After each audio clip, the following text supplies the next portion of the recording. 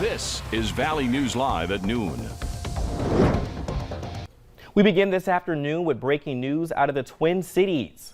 The Minnesota Supreme Court has overturned the murder conviction of a former Minneapolis police officer. Mohammed Noor was convicted of third-degree murder and second-degree manslaughter in the death of Justine Damon back in 2017. Now the case is headed back to district court, where he'll be sentenced on the manslaughter charge. He has already served more than 28 months of his murder sentence. If a 10th sentence, the presumptive 4 years for manslaughter, he could be eligible for supervised release around the end of this year.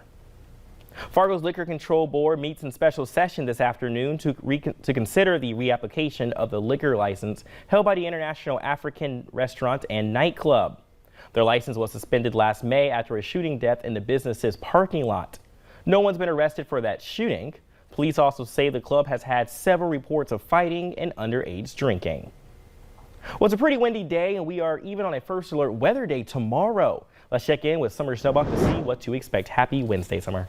Happy Wednesday to you as well, Brian. You can see on our home of economy Grand Forks Skycam that the flag is whipping in the breeze there, and we're seeing a fairly cloudy afternoon across much of the valley. But take a look at our recent wind gusts. Wind is out of the south in Jamestown, sustained at 16 miles per hour, but gusting up around 29 miles per hour. A recent gust of 29 as well in Valley City. Not quite as windy yet for our Minnesota counties. Wind is out of the south, sustained for the most part in the low teens. Satellite and radar today is showing a few spotty passing showers for some of us. Not any thunder or lightning associated with these showers, but down across southeastern North Dakota, we are starting to see just a little bit of some light rain and some spotty showers up towards the Langdon area as well. Temperatures are mostly in the upper 60s to some lower 70s, so a little bit on the cooler side, but we will warm up through the rest of the afternoon into the mid 70s. A first alert weather day for tomorrow. This is the area we are going to watch, our easternmost counties, for the chance of some severe weather. I'll have your hour-by-hour forecast and expected impacts here in just a few minutes, Brian. Awesome. Thank you, Summer. Well, some of Team USA's biggest stars are on Capitol Hill today to testify about Dr. Larry Nassar, the USA gymnastics physician who sexually abused dozens of young girls. One FBI agent is out of a job, and the Senate is looking into why the FBI failed to investigate Nassar, even after allegations of his abuse were reported. Skylar Henry has more details from Capitol Hill. Sports to hide. Olympic champion Simone Biles, Valley raceman Michaela Maroney, and former gymnast Maggie Nichols all arrived on Capitol Hill to testify about the sexual abuse they suffered at the hands of USA gymnastics doctor Larry Nassar.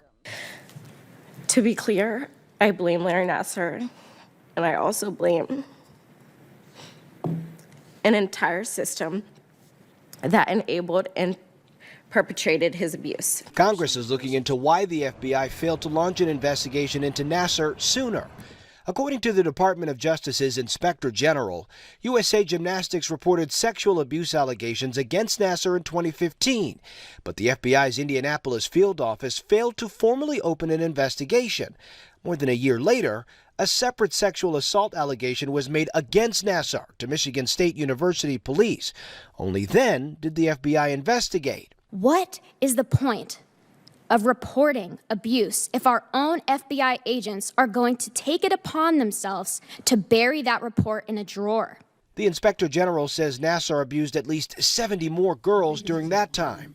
Sources tell CBS News that FBI Director Christopher Wray, who wasn't the director at the time, was outraged over the handling of the Nassar investigation. And we can also confirm that the agent who failed to launch that investigation has been fired. But attorney John Manley, who represents more than 200 gymnasts who say they were abused by Nassar, say that's not good enough. It's unconscionable and it's wrong, and the people responsible need to go to jail. Ray says he's implemented changes to bureau policies and procedures to make sure future investigations are not hampered. Skylar Henry, CBS News, Capitol Hill. The DOJ recommended criminal charges against the FBI agents who buried and covered up the initial report, but the department declined to indict them. Well, Spacex plans to launch the first ever all-civilian crew into orbit tonight. The Inspiration 4 crew, all private citizens, will ride into space in the Dragon spacecraft up top the Falcon 9 rocket. It'll be the 23rd launch of the rocket so far this year. The mission is also part of a fundraising effort to raise $200 million for St. Jude Children's Research Hospital. The crew includes a billionaire, a data engineer, a pilot, and a physician's assistant at St. Jude. Well, if you're in the market for a new home or even your first, you are in luck. The Parade of Homes is back and you can schedule a tour. There are 27 homes to explore from in Fargo, West Fargo, and Horace. It provides new homes and fresh renovations, bringing new ideas for building a new home or even remodeling your existing space.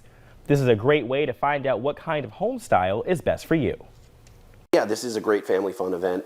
You know, it's kind of getting to be that time of year. We're kind of in between lake season and, sports season. So this is a perfect time to bring the whole family out. It's a safe activity. You can socially distance and just kind of enjoy the outdoors, but also get to be indoors, kind of in some beautiful surroundings at the same time.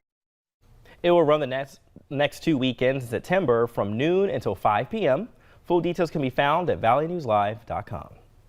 Well, please remember to help stock the shelves of the Great Plains Food Bank. Colburn Automotive is matching all gifts up to $50,000 made by the end of this month. You can find a link to donate right on our website, valleynewslive.com. Well, coming up at noon, authorities are warning about a scam targeting seniors. We'll tell you what you need to watch out for. But next, Summer Snowbach has what we can expect for tomorrow's First Alert Weather Day.